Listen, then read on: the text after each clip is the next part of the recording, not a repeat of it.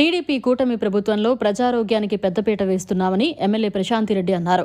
Kovur CHC నూతన భవనానికి 5 కోట్లతో పంపిన ప్రతిపాదనలకు ప్రభుత్వం సానుకూలంగా స్పందించిందన్నారు. వీపీఆర్ ఫౌండేషన్ సౌజన్యంతో మార్చురీకి ఫ్రీజరీ వితరణ చేశారు. దివ్యాంగ సర్టిఫికేట్ల జారీ విషయంలో జాప్యం చేయవద్దని డాక్టర్లకు సూచించారు. నైట్ షిఫ్ట్కు హాజరు కాని వైద్య సిబ్బందిపై చర్యలు తప్పవన్నారు.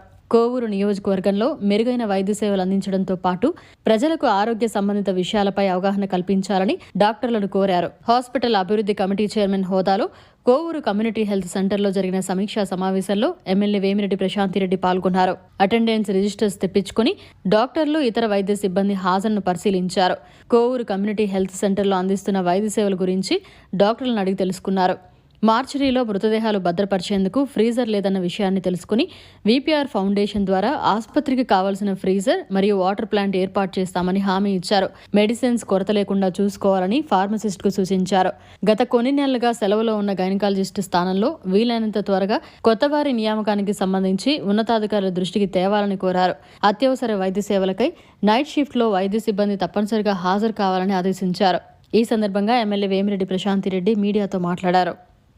వీటికన్నా ముఖ్యంగా ప్రజల ఆరోగ్య భద్రత కోసం పాటుపడే ముఖ్యమంత్రి సీఎం నారా చంద్రబాబు నాయుడు గారు మన రాష్ట్ర ముఖ్యమంత్రి అవ్వడం నిజంగా మనకు చాలా గొప్ప విషయం.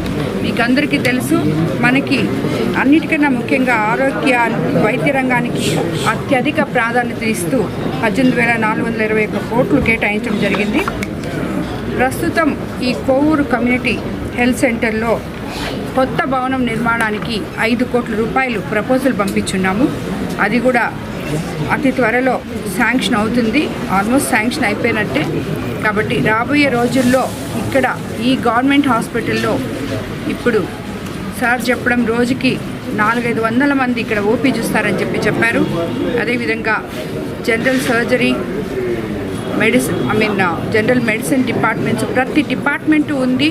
అన్నిటికీ టెస్టుల దగ్గర నుంచి చాలా రకాల టెస్టులు ఉన్నాయి. ప్రతి ఒక్కటి ఇక్కడ అందుబాటులో ఉంది. ఓన్లీ థింగ్ ఏంటంటే బిల్డింగ్స్ సరిగా లేవు.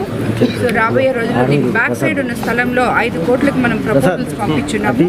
అవి కూడా తప్పకుండా శాంక్షన్ చేయించుకుంటామని చెప్పి మీకు అందరికీ తెలియజేసుకోవడం జరుగుతుంది. నేను ఇక్కడున్న డాక్టర్లందరినీ ఒకటే కోరుతున్నాను, ఇక్కడున్న స్టాఫ్లందరినీ.